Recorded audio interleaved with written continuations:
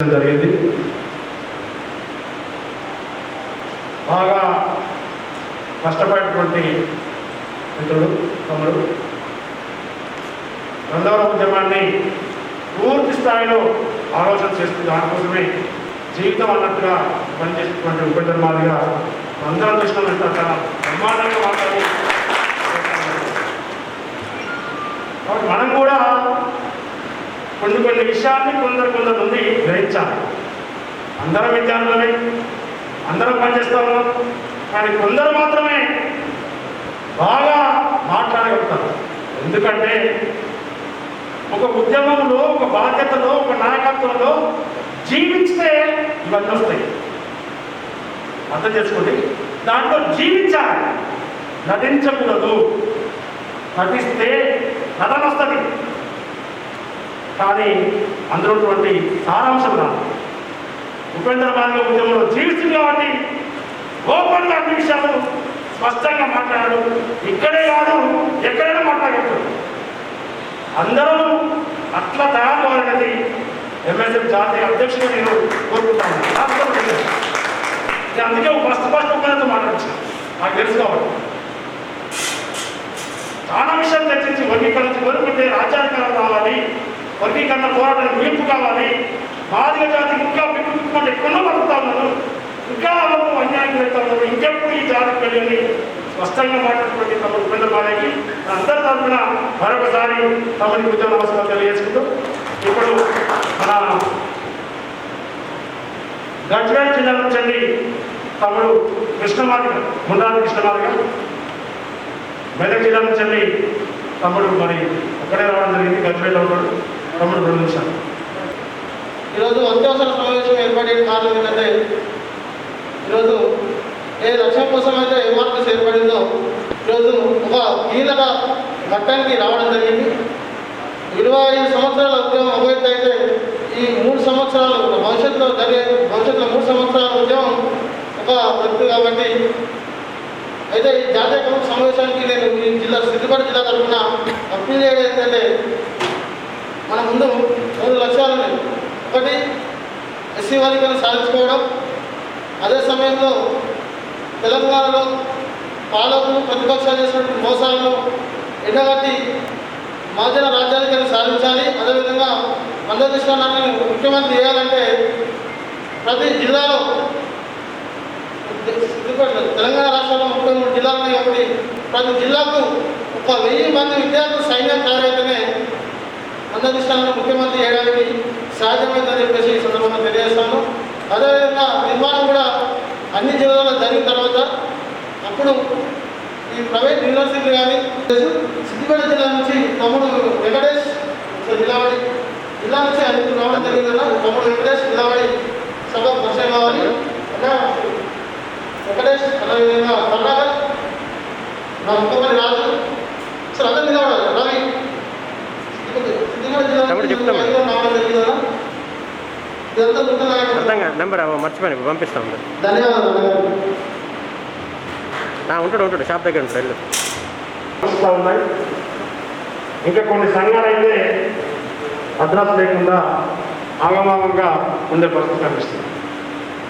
ప్రధానంగా తెలంగాణ రాష్ట్రంలో, ఆంధ్రప్రదేశ్ రాష్ట్రంలో. కృష్ణ ఒక విషయాన్ని మనకు ఇక్కడ చెప్పడం జరిగింది.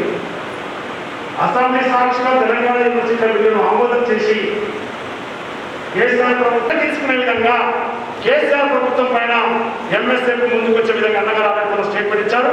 ఈరోజు పాకిస్తాన్ చెప్పారు ఎన్నో ఒక నిర్ణయం జరుగుతుంది.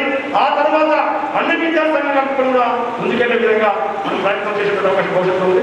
కాబట్టి ఈ విషయంతో పాటు మెదక్ జిల్లాలో ఎంఎస్ఎఫ్ని పూర్తి స్థాయిలో బలోపేతం చేయాలనుకున్న తమ్ముడు కృష్ణ గారికి మరొకసారి ధన్యవాదాలు. ఆ జిల్లా నుంచి కూడా మంచి తమ్ముడు ప్రాతినిధ్యం వచ్చినందుకు కృష్ణకి మరొకసారి ధన్యవాదాలు తెలియజేస్తూ ముగిస్తా ఉన్నాం.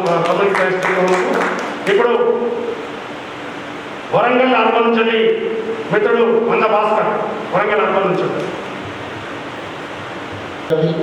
అదేవిధంగా ఈ సమావేశానికి ఇచ్చేసిన అనగారి కులాల ఆశాజ్యోతి మాన్యశ్రీ మందకృష్ణ మాదయ్య గారికి, అదేవిధంగా ఎంఎస్ఎఫ్ రాష్ట్ర అధ్యక్షుడు నరేశన్న మాదయ్య గారికి, ఎంఎస్ఎఫ్ జాతీయ ప్రధాన కార్యదర్శి భూషణ మాదయ్య గారికి, అదేవిధంగా నా తోటి ఎంఎస్ఎఫ్ నాయకులకు అందరికీ కూడా పేరు పేరున వరంగల్ అర్బన్ జిల్లా పక్షాన సామాజిక ఉద్యమం తెలియజేస్తున్నాను. ఇటీవల కాలంలో సుప్రీంకోర్టు ఒక తూర్పు మన ఎస్సీ ఉపకులాల్లో ఒక ఆశలు చెల్లించింది.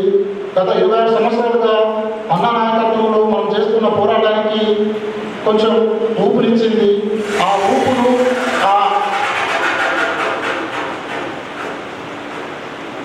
మనం 20 ఏళ్ల ఉద్యమానికి సుప్రీంకోర్టు తీర్పుతో మనం ఉత్సాహంగా ఇంకా ముందుకు పోయి ఉద్యమాలు చేసి మనం మన జీవిత కళ సాధైన వర్గీకరణ సాధించుకునే అంశం అది మన కళ్ళ ముందు ఉన్నది, దగ్గరలో ఉన్నది. కాబట్టి మనం దగ్గర 2 రూపాయలైనా ముఖ్యంగా గత 4-5 సంవత్సరాల నుంచి ఎంఎస్ఎఫ్లో నూతన నాయకత్వం లేకపోవడం, ఎప్పటికీ పాత ముఖాలు కనపడడం, నాయకత్వం లేని నాయకులుగా ఈరోజు ఎంఎస్ఎఫ్ నాయకులు నిలబడదని చెప్పేసి నేను చెప్తున్నాను. ఎందుకంటే ఆ లోపం నాతో పాటు అందరి నాయకుల దగ్గర ఉన్నది. అది ఇంతకు మిత్రుడు ఉపేందర్ చెప్పినట్టు ఇప్పుడు ఈ కోవిడ్ కాలంలో మనం గ్రామాల మండలానికి లేదంటే కాలేజీలు లేవు కాబట్టి మనం ఆన్లైన్ ద్వారా మనం ఒక ఆన్లైన్ ద్వారా ఎంఎస్ఎఫ్ కంపెనీల నిర్మాణం చేపట్టి నాయకత్వానికి మనం క్లాస్ పెట్టడం ద్వారా ఈ రాబోయే వర్గీకరణ ఉద్యమంలో కావచ్చు, మీరు ఇటీవల తీసుకున్న రాజకీయంలో కావచ్చు, మనం ముందుకోవడానికి ఎక్కువ మంది నాయకులు కార్యకర్తలు ఉండడం ద్వారా మనం సాధ్యమైనది కనుక మనందరం మీరు ఈ యొక్క విషయాన్ని గుర్తెరిగి ఈ చేయాలని మనస్ఫూర్తిగా కోరుకుంటూ అన్నగారి స్నేహకరమైన వరంగల్ ప్రజల పక్షాన విజయం చేస్తానని కోరుకుంటూ ఈ అవకాశం ఇచ్చిన సభాధ్యక్షులను తెలియజేస్తూ ముగిస్తున్న జై మందకృష్ణ భాస్కర్కు ధన్యవాదాలు. మిత్రుడు కేఈలో చీల్చే క్రమంలో ప్రభుత్వం కుట్రలు పంచిన సందర్భంలో తమ్ముడు కేఈ నుంచి నిలబడి ఇప్పటి వరకు కూడా అనేక మంది అనే విషయంలో వేరే చాలా విషయాలు మాట్లాడడం ఇష్టమైన నాయకత్వమే మానవ విద్యా సమాఖ్యకు అవసరము. ఏ సంఘం వచ్చినా స్వార్థం కోసం నిలబడిపోయి నిజంగా ఇప్పటివరకు కూడా తమ్ముడు కేఈలో ఇంకా చాలా సందర్భాలు మాట్లాడారు. మరి వరంగల్ అర్బన్ నుంచి కూడా ఇప్పుడు బాధ్యత తీసుకుని కట్టినట్టుగా ఈ ఉద్యమంలో కొనసాగుతూ ఉన్నాడు. మరి వర్గీకరణ ఈ పోరాటంలో ఇంకా ఉద్యమాన్ని ముందు తీసుకెళ్ళాలి, నిర్మాణ పరంగా జరగాలి, వర్గీకరణ సాధించినటువంటి చాలా విషయాలు మనకి భాస్కర్ సీనియర్ నాయకుడే చాలా విషయాలు చెప్పాడు. తమ్ముడికి మరొకసారి మన అందరి తరఫున విద్యా నమస్కారాలు తెలియజేసుకుంటూ ఇప్పుడు మహబూబ్నగర్ నుంచి రాజేష్ మాదిగా ఈ యొక్క నేషనల్ లెవెల్ ఎంఎస్ఎఫ్ మీటింగ్ కార్యక్రమానికి ఆతిథ్యంగా పిలిచినటువంటి ఖమ్మం జిల్లా కమిటీకి అభినందనలు తెలియజేస్తూ ఈ యొక్క కార్యక్రమానికి సభాధ్యక్షంగా వహించినటువంటి వెంకటరమణ గారికి ఈ యొక్క కార్యక్రమానికి మహబూబ్నగర్ జిల్లా కమిటీ పక్షాన కూడా స్వాగతం జరుపుతూ అన్న మహబూబ్నగర్ జిల్లా ఇన్ఛార్జ్గా నేను లాస్ట్ ఇయర్ ఎస్సీ సంక్షేమ హాస్టల్ల పరిరక్షణ కోసం నేను ఇన్ఛార్జ్ బాధ్యత తీసుకున్నాను. ఆ రోజు నుంచి ఇప్పటివరకు కూడా మహబూబ్నగర్ జిల్లా ఇన్ఛార్జ్గా కొనసాగుతున్నాము. ఆ హాస్టల్ పరిరక్షణ విషయాన్ని ఆ రోజు నుంచి ఈ రోజు వరకు కూడా మీరు ఇచ్చినటువంటి అన్ని కార్యక్రమాలు కూడా నిజాతప్పగా అమలు చేస్తున్నాము. భవిష్యత్తులో ఇచ్చినటువంటి అన్ని కార్యక్రమాలను కూడా మా వంతు బాధ్యతగా మీరు ఎటువంటి కార్యాచరణ ఇచ్చినా కానీ ముందుకు తీసుకెళ్ళి విజయవంతం చేస్తామన్నా అనేసి మాట్లాడుతూ ధన్యవాదాలు. రాజేష్ ధన్యవాదాలు. నల్గొండ నుంచి తమ్ముడు గణేష్, హైదరాబాద్ నుంచి గణేష్, హైదరాబాద్ జిల్లా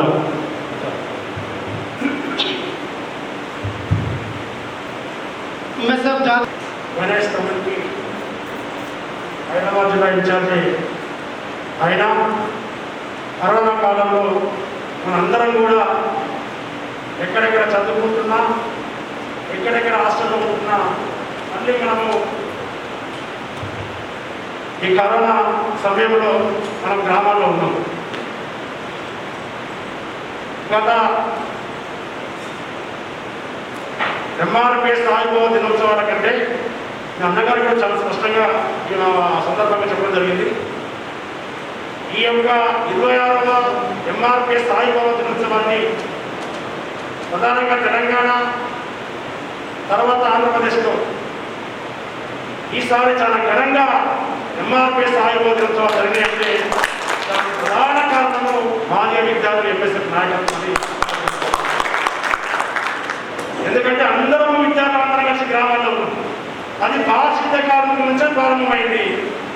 పారిశుద్ధ కార్మికుల నుంచి ప్రారంభమవుతే ఇప్పటి వరకు కూడా మన రాజకీయం కావచ్చు, ఎంఆర్పిఎస్ ఆయుర్వేదోత్సవం కావచ్చు, అంతకుముందుకు ఉన్నటువంటి వికలాంగ ఆయుర్వేదోత్సవం కావచ్చు, మధ్యకాలంలో ఒక 7 ప్రోగ్రాంలు ఉంది కూడా. కృష్ణమాది గారు ధర్నా ఏమన్నా టెంటేసుకొని కూర్చోమని చెప్పినా కూడా ప్రతి గ్రామంలో, ప్రతి మండలంలో, ప్రతి కేంద్రం కూడా ప్రధానంగా ఎంఎస్ఎఫ్ నాయకత్వము మనం గ్రామాల్లో ఉన్నాం కాబట్టి బ్రహ్మాండంగా ఈసారి కార్యక్రమాలు కూడా విజయవంతంగా రావడంతో మన ఎంఎస్ఎఫ్ చాలా కీలకంగా మనం ముందడుగులో ఉన్నాం.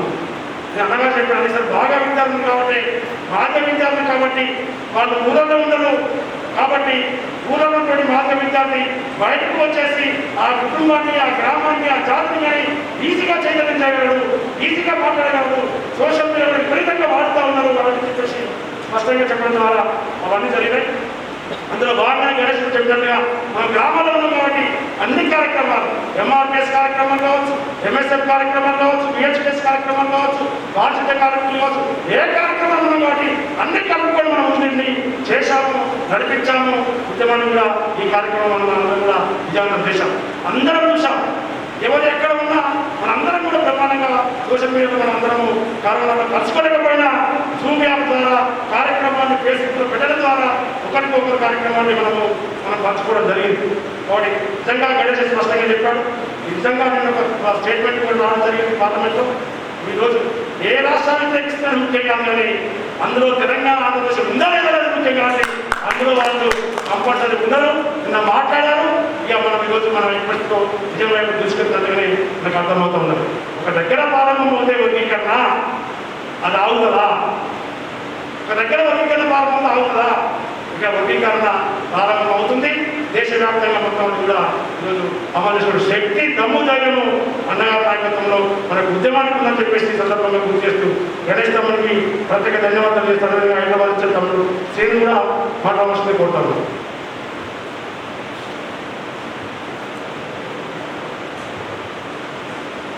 ఆ పుల్టాడు నాయకుడు కూడా వాళ్ళు ఎప్పుడో కొన్ని కార్యక్రమాలు షెడ్యూల్ వేసుకొని 2 నెలలకు ఈ ప్రోగ్రామ్ చేయాలి, ఇంతవరకే 6 నెలలకు ఇప్పుడు సభ పెట్టుకోవాలి, ఆ కొత్తవరకే అట్లా కొన్ని షెడ్యూల్ క్యాలెండర్ వేసుకొని కొన్ని ప్రోగ్రామ్ సంవత్సరంలో పెట్టుకొని ఆ విద్యా సంవత్సరం ప్రారంభంలో కొంత షోయింగ్, మధ్యలో కొంత కొన్ని కార్యక్రమాలు, తర్వాత విద్యా సంవత్సరం విధంగా విద్యార్థి సంఘాల యొక్క తీరు దేశంలో, రాష్ట్రంలో ఉంది. కానీ ఎంఎస్ఎఫ్ విద్యార్థి సంఘము రోజు కార్యక్రమం, కృష్ణమాది గారు రోజు కార్యక్రమం ఉంటుంది. మన విద్యార్థి సంఘం రోజు ఏదో ఒకటి, ఒకరోజు ఖాళీగా ఉందామంటే కలిసి ఏదో ఒకటి రాయడమా, ఏదో ఒకటి మాట్లాడమా, లేకపోతే ఏదో ఒకటి పనిచేయడమా, కొన్ని రికార్డు తయారు చేయడమా, ఏదో ఒకటి విద్యా కార్యక్రమాలు మా మీదైతే ఉంటుంది. నరేష్ మీద కూడా ఆ స్థాయిలో బాధ్యత చేస్తారు. మీరు అనుకుంటున్నారు కానీ ప్రోగ్రామ్ ఉందంటే ఈ ప్రోగ్రామ్ చేసిన తర్వాత ఉండదు. మన వేరే కార్యక్రమాలు, ఇంటర్నల్ కార్యక్రమాలు, ఎక్స్టర్నల్ కార్యక్రమాలు, రోజు మన కార్యక్రమాలు నిలబెట్టుకుంటూ ఉన్నాము.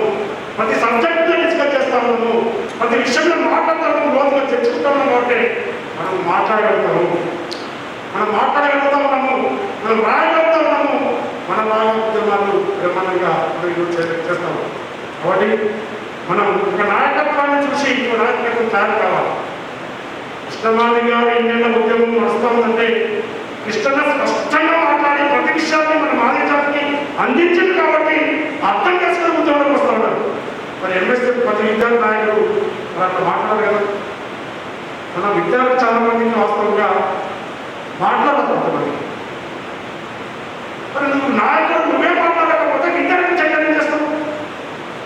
విషయం చెప్పాలి కదా, కనీసం నువ్వు వర్గీకరణ విషయం చెప్పాలి. మన చాలా మంది విద్యార్థులకు వర్గీకరణ అవగాహన లేదు. వాడు మిత్రులారా నాయకులను చూసి గోడలుగా తయారు కావాలి. మనకు గోడలు అంతరిస్తున్నారు.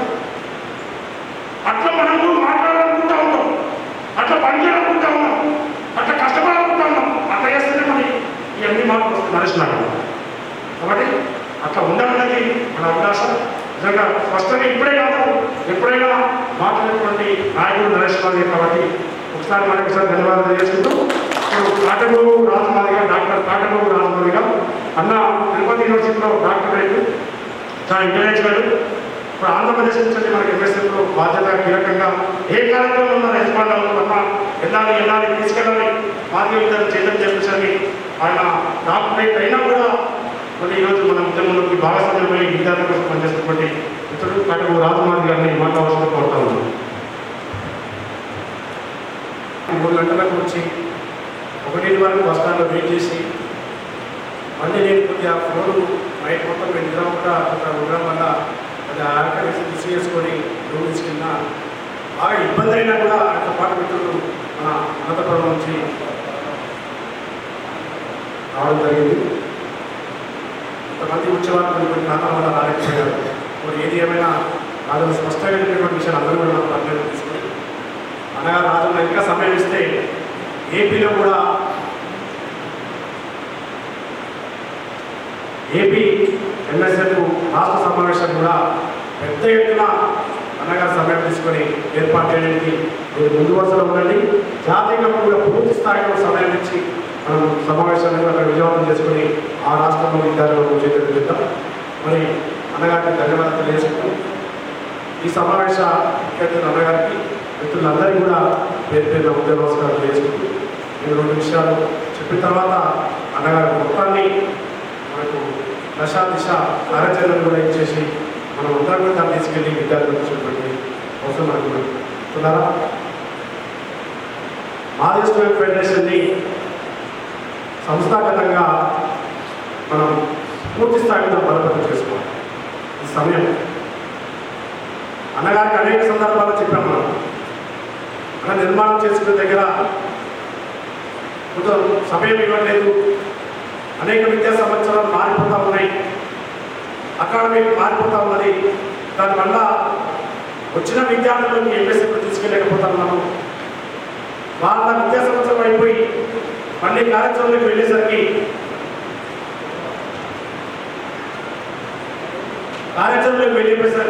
మరి నూతన నాయకత్వం వస్తాము. నూతన నాయకత్వం రావడం వల్ల ఆ నాయకత్వం ఆ సమయంలో ఎంఎస్ఎఫ్ బాధ్యత తీసుకోవాల్సి ఉంటే ఆ నాయకుడు ఆ సందర్భంలో ఎంఎస్ఎఫ్ బాధ్యత తీసుకునేసరికి మరి సమయం అయిపోతా ఉంది. చాలామంది జిల్లాలలో జిల్లా అధ్యక్షులుగాను, మండల కమిటీగాను లేదా కాలేజ్ కమిటీగాను పూర్తి స్థాయిలో తీసుకున్నామనేసరికి ఆ జిల్లా అధ్యక్షుడు కాకుండా ఈ 3-4 సంవత్సరాల సమయం మనకు వృధా కావడం జరిగింది. ఎప్పుడైనా ఇష్టాల సరిహద్దుల ప్రకారము జూమ్ యాప్ ద్వారా వెంటనే మాదిగ స్టూడెంట్ ఫెడరేషన్ సంస్థాగతంగా జిల్లా కమిటీ మొదలుకుంటే రాష్ట్ర కమిటీ జాతీయ కమిటీ కూడా త్వరలోనే మనం చేయబోతా ఉన్నాం. కమిటీలు వేసుకుందాం. ఇప్పుడు జిల్లా అధ్యక్షుడికి ఎవరైతే పనిచేస్తారో కంప్లిమెంట్గా ఆ జిల్లా బాధ్యతలు అప్పయితే పూర్తి స్థాయిలో జిల్లా కమిటీ బాడీ పడుతుంది. ఆ బాడీ మొత్తం కూడా జిల్లాని ఎంఎస్ఎఫ్ నిర్మాణానికి అవకాశం ఉంది. రాష్ట్ర కమిటీ కూడా ఇప్పటికి 6 సంవత్సరాలు. మేము చాలాసార్లు చెప్పాం, జాతీయ కమిటీ 6 సంవత్సరాలు అవుతుంది అన్నా, కమిటీని మార్చండి. 2 సంవత్సరాలు లేదా 3 సంవత్సరాల వరకే కమిటీ బాధ్యత ఒక నాయకుడు ఉంటే బాగుంటుందని చెప్పేసి చెప్పాము. కానీ నిత్య ప్రోగ్రాంల వల్ల వర్గీకరణ పోరాటం సహా అనేక సమస్యల్లో మనం నిత్యము కార్యక్రమాలు తీసుకునే వల్ల ఎంఆర్పిఎస్ కావచ్చు, అనుబంధ సంఘాలు ఎంఎస్ఎఫ్ కావచ్చు, ఇతర అనుబంధ సంఘాలని పూర్తి స్థాయిలో నిర్మాణం చేసుకోలేకపోయాము. నిర్మాణం చేసుకోవడం వల్ల కూడా మన ఉద్యమం అనేది కొంత గుర్తుపడడానికి కూడా అది మనకు అవకాశం అయినా మన మిత్రులారా నిర్మాణం చేసుకున్నాం. నిర్మాణంతో పాటుగా విద్యార్థిని చైతన్యంతో ఉన్నటువంటి విద్యార్థిని ఉద్యోగం తీసుకురావాలి. ఆ విద్యార్థికి పూర్తి స్థాయిలో అవగాహన ఉండాలి. ఆ విద్యార్థి అన్ని విషయాలపైన కూలంకుషంగా మాట్లాడాలి, చర్చించాలి. అప్పుడు మాత్రమే ఆ విద్యార్థి నాయకుడు రేపు భవిష్యత్తుకు జాతర గురించి మాట్లాడే అవకాశం ఉంటుంది. స్పష్టంగా మనం ఒకసారి ఆత్మపరిశీలన చేసుకున్నాం. ఎంఆర్పిఎస్ కావచ్చు, ఎంఎస్ఎఫ్ కావచ్చు, ఒక విద్యా సంస్థ దగ్గర కానీ లేదా ఒక పోలీస్ స్టేషన్ దగ్గర కానీ లేదా వేరే ఇతర ఏ విషయంలో కానీ మన వాళ్ళు చాలా గట్టిగా బ్రహ్మాండంగా మాట్లాడగలుగుతారు. ఆడ పూర్తి స్థాయిలో సక్సెస్గా ఉంటారు. దాన్ని ఎట్టి పరిస్థితుల్లో దాన్ని రాబట్టడానికి ప్రయత్నం చేస్తారు మన వాళ్ళు. కానీ జాతిని చైతన్యం చేసే దగ్గర, విద్యార్థి ఉద్యమాన్ని బలోపేతం చేసే దగ్గర చాలామంది మన వాళ్ళు జీరో స్థాయిలో ఉన్నారు. జీరో స్థాయిలో ఉన్నారు. ఒక విద్యార్థి నాయకుడు విద్యా సంస్థగా బ్రహ్మాండంగా మాట్లాడగలుగుతారు నిధుల గురించి. అదే విద్యార్థి నాయకుడు వర్గీకరణ ఉద్యమం గురించి విద్యార్థి గురించి మాట్లాడంటే మాట్లాడే పరిస్థితి కల్పిస్తాం. చేయవలసిన విద్యార్థి నాయకుడు అదాయిగా ఎక్కడ నువ్వు స్ట్రాంగ్గా ఉండాలి, ఎక్కడ నువ్వు పూర్తి స్థాయిలో బలంగా ఉండాలి. ఇక్కడ కదా ఇక్కడ స్ట్రాంగ్గా ఉంటే ఇక్కడ బలంగా మాట్లాడితే అవన్నీ తర్వాత అభివృద్ధి రాని మనకు అవకాశం ఉంటుంది. అది అందరినీ ఒకసారి అర్థం చేసుకోవాలి. నేను అన్ని జిల్లాలు తిరిగాను. ప్రతి నాయకుడి గురించి నాకు తెలుసు. ప్రతి విద్యార్థి నాయకుడి గురించి ఆయన ఫలితనము, ఆయన పద్ధతి, ఆయన ప్రవర్తన, ఆయన ఇచ్చే సమయము నాకు ప్రతి విద్యార్థి గురించి నాకు తెలుసు. ఎందుకంటే 20 సంవత్సరాలు నేను ఈ ఎంఎస్ఎఫ్ ఉద్యోగం పనిచేస్తున్నాను కాబట్టి. హాస్టల్ సంఘంలో ఒక రాష్ట్ర అధ్యక్షుడిని ఈరోజు జాతీయ అధ్యక్షుడిగా 20 సంవత్సరాల సుదీర్ఘ విద్యార్థి నాయకుడిగా నాకు తెలుసు. అన్ని జిల్లాలు అనేక సార్లు అనేక హాస్టల్ని అనేక మీటింగ్ని బయోక్స్ కూడా మనం ఏర్పాటు చేసుకున్న ఎక్స్పీరియన్స్ అనుభవంగా పడుతున్నాం నాకు తెలుసు. కాబట్టి ఆ విద్యార్థులకు చెప్పేది ఏంటంటే విద్యార్థులు ఫస్ట్ క్రమశిక్షణగా ఉండాలి. విద్యార్థి నాయకుడు పూర్తి స్థాయిలో అవగాహన ఉండాలి. ఆ నాయకుడే మాట్లాడకపోతే ఆ నాయకుడికి సబ్జెక్టు అవగాహన ఉంటే మనం రేపు విద్యార్థి ఏం తయారు చేస్తాం? మరి నీకు ఎందుకు బాధ్యత చేయాలి? నువ్వు ఎందుకు జిల్లా నాయకుడు బట్టలు వేసుకొని తిరిగి స్టేషన్లలో విద్యాసంస్థ యజమాని దగ్గర గట్టిగా మాట్లాడగానే అది విద్యార్థి నాయకుడు అవుతుందా? విద్యార్థి నాయకుడు అవుతుందా? కాదు కదా అలా విద్యార్థి నాయకుడు విద్యార్థుల్లో కూడా 10 మంది విద్యార్థి కార్య నువ్వు మాట్లాడే 10 విషయాలలో కనీసం ఒక 5 విషయాలు అర్థమైనట్టు ఉంటే ఆ విద్యార్థి విషయాన్ని తెలుసుకొని నీ వైపు రానికి మనకు అవకాశం ఉంటుంది. అవన్నీ మనం మర్చిపోతా ఉన్నాం. అవన్నీ మర్చిపోతా ఉన్నాం. షోక్ టాప్ విధంగా తయారైతే ఉన్నాం. షోక్ టాప్ విధంగా తయారైతే ఉన్నాం. ఆ సమయానికి మన అవసరానికి కొన్ని కావాలి కాబట్టి అవసరాలను తీర్చుకుంటూ ఏదో ఆధిపత్యం చేసుకుంటూ ఆ నాయకుడిని నడుచుకుంటూ మనం ముందుకెళ్తే తప్ప నిజమైన నాయకుడిని మనం పనిచేసి చాలా మంది అట్లా చేస్తే తెలుసుకుంటారు. ఖమ్మం జిల్లాలో మీటింగ్ పెట్టుకున్నాం. ఖమ్మం జిల్లాలో 4-5 నాయకులు ఉన్నారు. ఆ 4-5 భాగాలలో పోయి మీరు మనిషికి 10 మంది తీసుకురండి, మనిషికి 20 మంది తీసుకురండి, మీ గ్రామాల నుంచి చెప్పండి, మీ పాఠశాల చెప్పేసి మనం స్పష్టంగా అన్నగా పోతే చెప్పారు, నేను ఫోన్ చేసి చెప్పడం జరిగింది. ఇక్కడ నుంచి మాట్లాడారు. మరి నాయకులు మన వాళ్ళు చెప్తే వాళ్ళ నాయకులతో ఒక నాయకుడు లేదు. ఈ 4 నాయకులంట ఒక్క నాయకుడిలో రాలేదు. వచ్చిన ఇతరులకు వెళ్ళిపోయినప్పుడే. మరి వరంగల్ నుంచి ఎందుకు రావాలి? చిత్తూరు ఎక్కడ రాయలసీమ వచ్చేందుకు ఖమ్మం రావాలి? ఎక్కడ ఉన్నప్పుడు హైదరాబాద్ సమయం ఎందుకు రావాలి? వెహికల్ పెట్టుకొని ఎట్లా నాయకుడు? ఇది ఎగ్జాంపుల్ చెప్తా ఉన్నాను. చాలా జిల్లాల నుంచి కూడా ఒకరితో మొత్తం నాయకులు మనకు వచ్చారు. కొన్ని జిల్లాలు రాలేదు. మరి ఎట్లా అంటే వచ్చినాము, అన్న గడపడము, నమస్కారం పెట్టాము, మీటింగ్లో మాట్లాడాము, పోయినాక నా జిల్లాలో నాదే రాజ్యం. నా ప్రాంతంలో నేను లీడర్ని, నేను కృష్ణమాదిగా మీటింగ్ పోయించాను, నేను లీడర్ని, నేను ఇక్కడ ఏమైనా చేస్తాను. ఎంతమంది నాయకులు? కృష్ణమాదిగా 2020 ముఖ్యమంత్రి అవుతారా? ఎట్లయితే ఎందుకు ఈ భ్రమలు? ఎవరు మోసం చేస్తాము? 2014లో 19లో బ్రహ్మాండంగా చర్చబడుతున్న నాయకులు పెట్టారు. ఇంత భ్రమలలో కృష్ణమాదిగా అయిపోయింది. 2019 రాష్ట్రంలో తీరా ఆయన కాన్ఫరెన్స్ లో పనిచేసినప్పుడు, అన్నగారు కాన్ఫరెన్స్ లో పనిచేసినప్పుడు జిల్లా నుంచి అందరూ వచ్చి పనిచేయాలనుకున్నప్పుడు ఒక్కరు వచ్చి పనిచేయలేదు. ఒక్కరు కనీసం 10 ఓట్లు సంపాదించలేదు. 10 ఓట్లను వేసేందుకు సమర్థం చేయలేదు. మరి ఎట్లా మనం రాజ్యాంగం పంపిస్తాం? ఎట్లా మనం ముఖ్యమంత్రి అవుతాం? ముఖ్యమంత్రి అనుకుని సంబరపడతామా? సంతోషపడతామా? పనిచేద్దామా? ఆశాభాష కాదు, ఆశాభాష కాదు. అనౌన్స్ చేసి రాజకీయంగా ముందుకు వచ్చాం.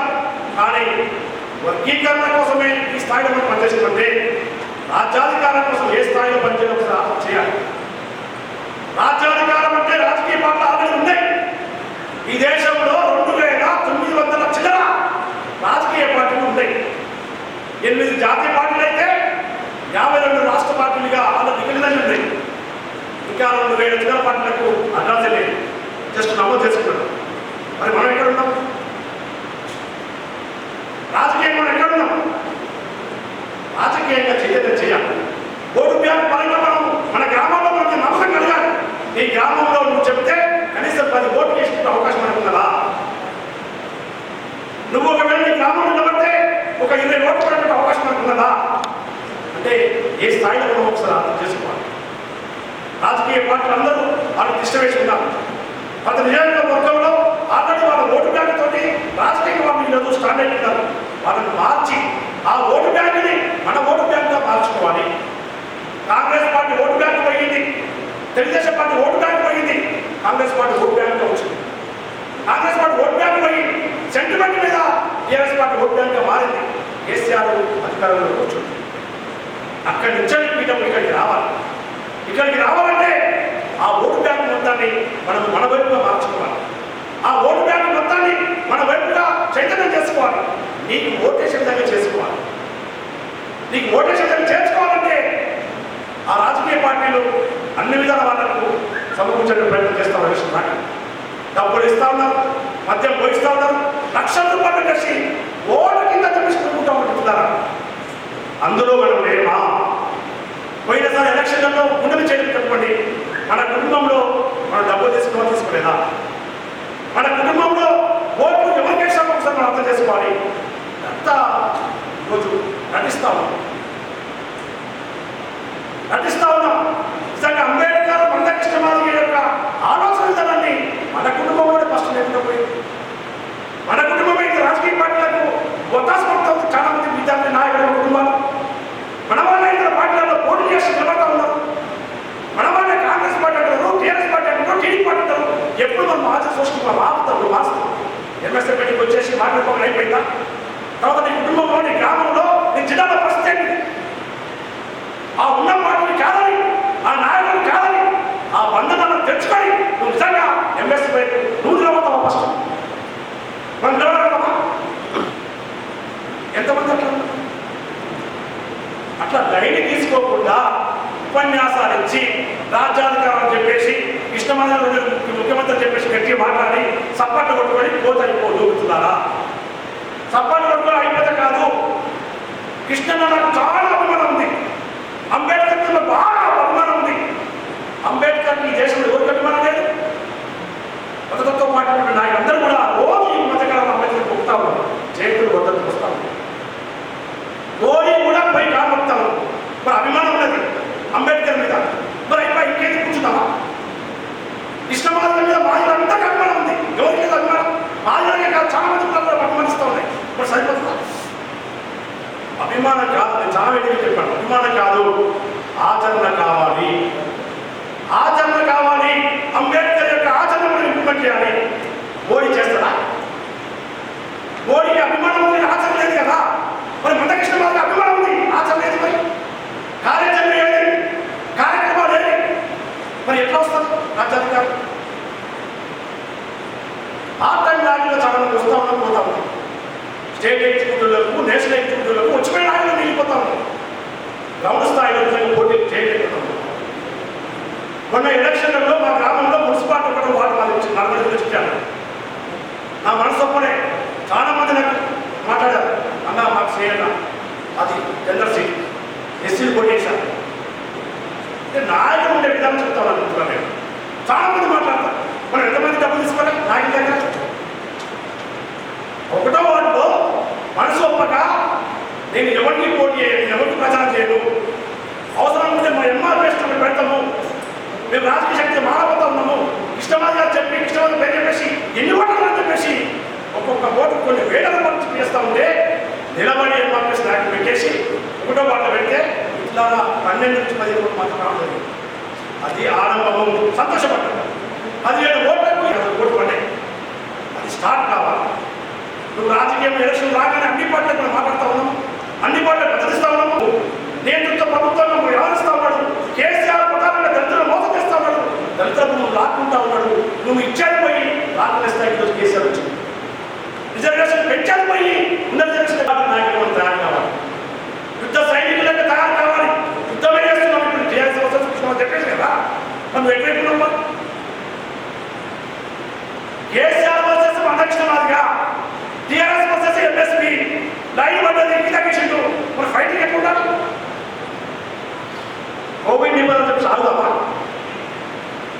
ఇదంతా ఒక డ్రామా నాకు విషయాలు అంటే ప్రభుత్వం కుటుంబంలో భాగం ఉన్నది. ప్రతిపక్షాలు ఈ ప్రధాన రోలు పోషించాలి. రాజ్యాధికారంలో ప్రధాన పద్ధతి ఏమిటంటే విద్యార్థులే.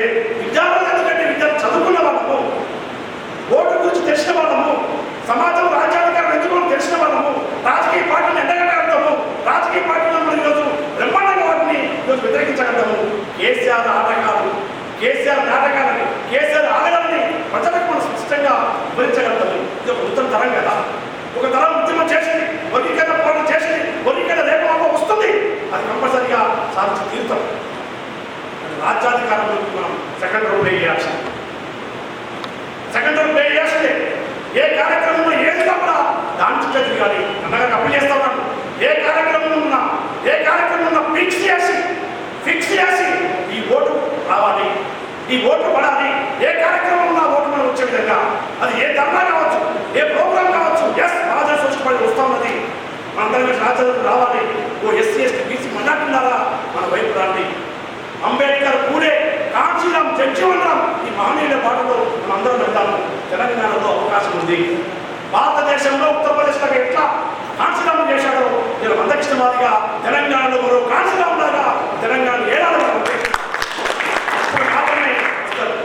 ఈ మధ్యలో చాలా మంది ఏమనుకునే వాళ్ళంటే ఇష్టవాదిగా పోరాటం మాత్రం చేస్తా ఉన్నాడు, రాజకీయంగా రాలేము, ఆయన మాట్లాడేమని చెప్పేసి కొంతమంది నాకు దేశంలో ఉద్యమ కారణం.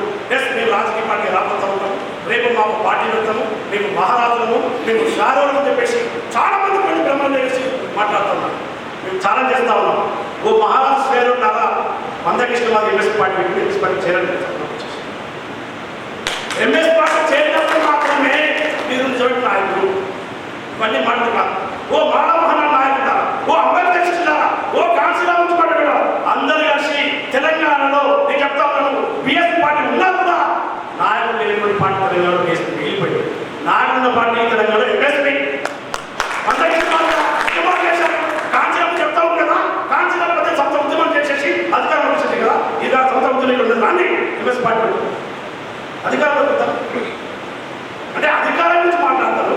జేబీ అంటారు, అంబేద్కర్ అంటారు, పూలే అంటారు. ఎలక్షన్ రాగానే అప్పుడు మనం ఛాలెంజ్ చేసి మనం గీత చేసి ఫస్ట్ మనం నిలవాలి. అమ్ముడు పోకుండా అధికారం కోసం నిలబడినప్పుడు మాత్రమే అందరూ మనం మనకు అవకాశం ఉండదు. అది విద్యార్థి నాయకుడికి అవకాశం ఉంది. నీ క్లాస్లో మాట్లాడి నిజాయితీగా ఉండి ఈ ఉద్యమాన్ని తీసుకొచ్చిన మాత్రమే నిజంగా అంబేద్కర్ ఇష్టలుగా, నిజంగా అందకృష్ణ ఇష్టలుగా, మాధవ ఇష్టలుగా మిగిలిపోయే అవకాశం ఉంది. అధికారం రాకపోతే అధికారం చేయించుకోకపోతే ఎన్ని మనం ఉద్యమాలు చేసినా, ఎన్ని పోరాటాలు చేసినా ఆ కులాలు కూడా చిన్నగా అంతర్జాతీయ అవకాశం ఉంటుంది. అధికారం ఫైనల్గా ఉన్నది. అధికారం రావాలి. 2-3 సంవత్సరాలు మాత్రమే తెలంగాణ అవకాశం ఉంది. ఈ సమయాన్ని విద్యుత్ సద్వినియోగం చేసుకొని అది ప్రైవేటు యూనివర్సిటీల మీద కావచ్చు, రేపు వర్గీకరణ పోరాటం కావచ్చు, లేదా అసైన్ భూముల విషయంలో కావచ్చు, ఏ పోరాటంగా కేసీఆర్ చూపించుకొని కేసీఆర్తో మాట్లాడుకుంటూనే టీఆర్ఎస్ టార్గెట్ చేసుకుంటునే కాదు, అధికారంలోకి వచ్చే విధంగా ఓటు బ్యాంకు సాధించుకుంటూ గీత చేసుకొని స్పష్టంగా ఓటు బ్యాంకు ప్రతిరోజు ఈరోజు నేను 5తో మాట్లాడాను. ఈ 5 ఓటు ఫిక్స్. ఈ యొక్క మీటింగ్ పెట్టాను. ఈ మీటింగ్లో 50 మంది కూర్చున్నారు. ఈ 50 మందిలో 10 మంది మన వైపు వచ్చేందుకు అవకాశం ఉంటుంది. 10 మంది చైతన్యమయ్యారు. ఈ రాజకీయ పార్టీలకు అవకాశం తెలిసిపోయింది. కేసీఆర్ కాదు మందకృష్ణవాది విధంగా ప్రచారం చేయాలి. కేసీఆర్ అవసరం లేదు. కేసీఆర్ వచ్చి తెలిసిపోయింది. కేసీఆర్ వస్తే తెలంగాణలో న్యాయం జరగదు, మందకృష్ణవాది వస్తే అందరికి న్యాయం జరగదు. విధంగా ఒక ప్రచారాన్ని మనం చేయాలి. అప్పుడు మాత్రమే ఎంఎస్ ముందుకెళ్ళిన అవకాశం ఉంటుంది. అన్ని రాజకీయ పార్టీలు ఇచ్చే విషయం కొన్ని పార్టీలు కొన్ని ఏళ్ళ చరిత్ర ఉన్నది. మన గుర్తు ప్రచారమైంది, మన గుర్తు ప్రచారం పార్టీ ప్రచారమైంది. మన గుర్తు రావాలి, మన పార్టీ ప్రచారం కావాలి, మన నాయకుల ప్రచారం కావాలి, మన ఎజెండా అంశాలు, మన సిద్ధాంతాలు బాగా ప్రచారం చేసిన మాత్రమే అధికారంలోకి అవకాశం ఉంటుంది. ఇది మాట్లాడిపోయి ఇక్కడ వస్తుంటే కృష్ణలో కూడా కష్టపడతాడు. ఇక అన్న తింటా ఉంటాడు. అన్న నిద్రవద్దు, అన్నకు రెస్ట్ వద్దు, అన్నకు ఆరోగ్యం ఖరాబైన పర్లేదు, అన్న కరోనా వచ్చి తిరగాలి. అప్పుడు అన్న కరోనా విషయం ఎంత బ్రహ్మాండంగా పాటు తిరుగుతూ ఉన్నాడు. మనం ఏం చేస్తాం మిత్రులారా? మనం ఏం చేస్తాం? మన ఇళ్ళలో పడుకుంటున్నాం కదా. ఇళ్ళలో పడుకుంటాం కదా. ఖమ్మం జిల్లాలో మీటింగ్ పెడితే ఖమ్మంకి వెళ్ళి 20 మంది విద్యార్థులు రాజ్యాధికారం వస్తుంది కదా. ఆయన మాట్లాడుతూ నిజామాబాద్కి వెళ్ళి రాదు. 4 నెలలకే ఒకరికి వస్తారు. 40 దయచేసి చాలా కసిగా ఆవేశంగా ఉన్నది. సమయం వేస్ట్ చేసి మాట్లాడుకుందాము, బట్టలు వేసుకుందాము, బ్రహ్మాండం ఎత్తుకుందాము, ఆ పని మనం చేసుకుందాము, పూట మనకి ఇక్కడ పూటకెళ్తుంది, ఈరోజు పైలో చేసుకుందాము, సైడ్ బిజినెస్ చేసుకుంటూ ఎంఎస్ఏ నడుస్తాము.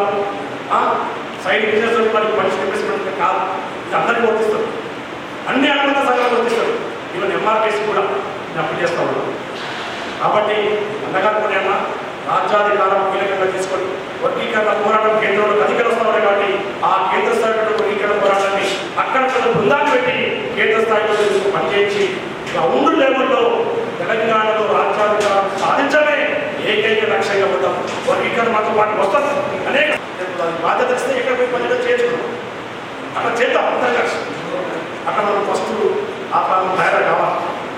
ఎంఎస్ఎఫ్ దాడి మొత్తం అనేటువంటి సంకేతం ప్రకారం ఎంఎస్ఎఫ్ దాడి మొత్తం రేపు బాధ్యత తీసుకొని పార్టీ అంటామా, ఎంఆర్కేస్ అంటామా, యువసేన అంటామా, ఏ సంఘమైనా బాధ్యత తీసుకొని మనకు రూపాంతరం చెందాలి. పరివర్తన రావాలి, మార్పు రావాలి, కొత్త వాళ్ళకి అవకాశం ఇవ్వాలి, కొత్త నాయకత్వం ప్రోత్సహించాలి. కొన్ని జిల్లాలలో చిన్న కంపెనీ పెడతామంటే చిన్న నాయకత్వం చేసి పడిస్తారు. లేదు జిల్లా అధ్యక్షుడు నేను పెడతామంటే ఆయన నమ్మకం లేదు, ఆయన చూద్దాం పర్ఫెక్ట్ లేదు. మండల కమిటీ లేవు, గ్రామ కమిటీ అంతకనే లేవు. మరి ఎట్లా ఎవరు చేస్తారు? కృష్ణమార్గం వచ్చే జిల్లా కమిటీ అయితే కృష్ణమార్గం వచ్చేసే మన ధర్మాలు మాట్లాడాలి. మీరు గుండె మీద చేసేటువంటి మా ఇళ్ళలో పెట్టి కాబట్టి గుండె మీద చేయబడి మాట్లాడుతున్నాను. మీరు మీ ఎంఆర్పిఎస్ ఆయుర్వాద ఉత్సవాన్ని 26 ఆయుర్వాద ఉత్సవాన్ని మీ గ్రామంలోనే ఎంతమందితోటి ఎంతమంది చేసిన ఒకసారి విలువ చేసుకుని చెప్పండి. మన దాంట్లో చాలా మంది చేయలే కదా. మన గ్రామంలో ఎంఆర్పిఎస్ ఆదివాద ఉత్సవాన్ని మనం చేయలేదు.